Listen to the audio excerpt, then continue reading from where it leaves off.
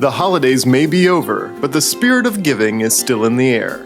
The Foundation for Seminole County Public Schools is distributing school supply kits to students in need across the district. So with a very gracious grant from the Seminole County CARES money, as well as a grant from Lockheed Martin, we were able to purchase 4,000 supply kits for elementary and middle schools, and we gave these out based on need.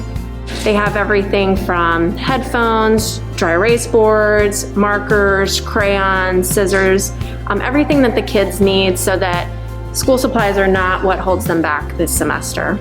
At Idlewild Elementary, students were grateful for their supplies.